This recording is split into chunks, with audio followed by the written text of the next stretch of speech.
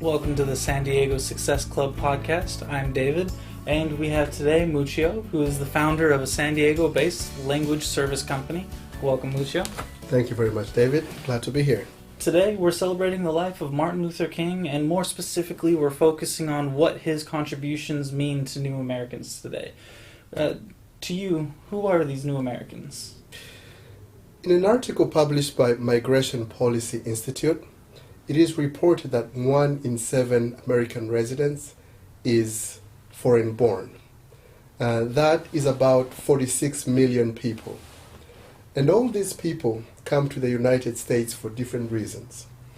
Some come here for economic reasons, other ones come here for love, and some come here for education, and still others come here to run away from persecution in their country of birth. Okay, so why do you want to focus on these new Americans? New Americans come here, and upon their arrival, they're expected to contribute in their new communities. But they face a host of challenges that other Americans are unfamiliar with. And that includes new social norms, language and cultural barriers, and new and complex systems that they need to navigate. And when I talk about systems, I'm talking about the healthcare system, I'm talking about the education system, I'm talking about the financial system. So they need to be able to understand these systems in order to become fruitful participants in the American dream. And how is that related to the life of MLK? MLK fought for marginalized people in America. He wanted to see that all people are able to become positive contributors into the advancement of the American society. And that it means they can participate in the rights and responsibilities as far as the American dream is concerned. He wanted to see an American where people, regardless of their race, their origin, their gender, if they have positive ideas, they can express them freely in order to create a more prosperous society. However, due to the challenges that I mentioned previously, including new social norms, language barriers, and new systems, they make it difficult, or they make it that these new Americans are limited in what they can do. How so? For those new Americans who come here able to speak some English, their integration process is not as difficult as those who come here with no English skills whatsoever. The non-English speakers are limited in what they can do. For example, there are certain jobs that they cannot do because they do not speak the language. They cannot go to college right away, even if they had some college education in their country of birth. They need to wait until they are able to speak the language to be able to join college. And sometimes they're denied benefits because they do not understand their rights, or they cannot defend them. So these challenges make it difficult for the new Americans to participate or to partake in the American dream. And that's why we are talking about Martin Luther King today, because he fought to defend equal access to opportunities for people like these new Americans we're talking about. He fought to provide access to education for the same people. He fought for economic justice and housing for poor people. And so the new American challenges that we're talking about are similar to those causes that MLK was fighting for. And this is why we are focusing on the new Americans in our topic today. Okay, so what does this day mean to you as a new American? Today is a day of reflection, a day when each member of the American society is invited to reflect, to think about where they live, and compare that to Martin Luther King Jr.'s vision, and then see where we are falling short.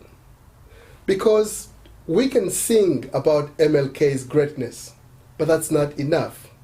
And I do not think that MLK fought so that he can be recognized as a great man.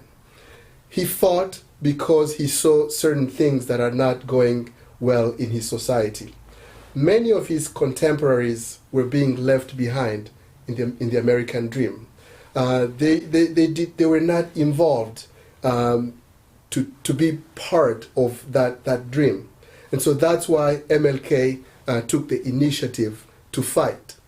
He chose to serve rather than focusing on himself, and that's why we are talking about him today. He is quoted as saying that change will not come if we wait for someone else to do whatever we need to do, or if we wait for some other time. This is our time. We need to take action, do whatever we can to bring about the changes we wish to see in our society. That sounds great. Is that easier said than done, though? How should someone start if they want to act now? It would be idealistic to think that we can all be like MLK. That is not possible, because we have different gifts, we have different abilities and skills. But what makes a difference is when we take those skills and those abilities and use them to benefit more people. In other words, we stop focusing more on ourselves and we focus more on other people. We have a bigger vision that's beyond ourselves. And when we do that, change will certainly take place.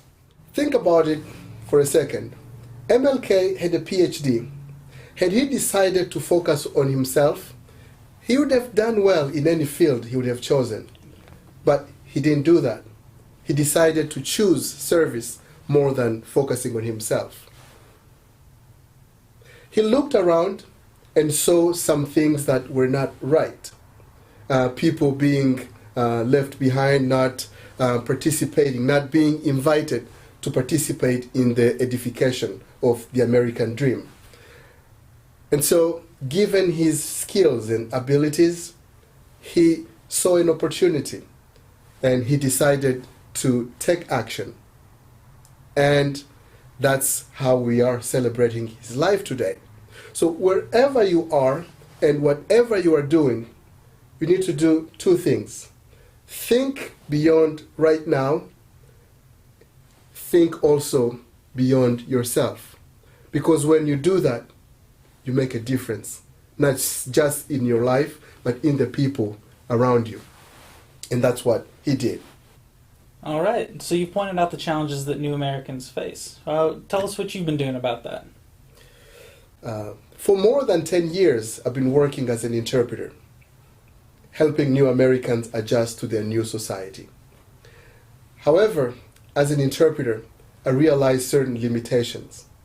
For example, expensive services, rigid fee structures, inflexible scheduling systems, interpreters earning less and not being invited to the negotiating table. You also have service providers not being able to know in advance who will cover their assignments. And all these are factors that make it difficult for new Americans to partake into the American dream. And that's what put me to work, to come up with a system that would work out these issues that I'm talking about. It will make language services more affordable. It will make it more convenient. And you'll make it on the go. In other words, interpreters and service providers can work together without a need for intermediaries. And they can negotiate prices among themselves without anybody else taking a share in what is being negotiated. And also, they are free to choose who they want to work with because everything is transparent in that system. And so this platform puts power where it belongs. the interpreter will have a say in his compensation. The service provider will save money, and they can decide or monitor what's being done almost in real time. So these are benefits that this platform will be offering to our customers. That sounds fantastic. Is this platform ready for people to start using now? We are in the final phases of testing. The platform will be launched in February 2020, and if for anybody who is interested, we invite you to call us at 619-270-8795, or you can send us an email at support@lingoonthego.com, and we'll be happy to answer any questions you may have. Okay, so in summary, what would be your message for today? The message today is that wherever you are and whatever your limitations may be, whether you speak English or not, you can make a difference. All you need to do is think beyond now and think beyond yourself. That is what MLK did, and that's what we are invited to do. And when we do that, we'll build a more prosperous America. Thank you. Thank you so much for coming on, Mucyo. Thank you.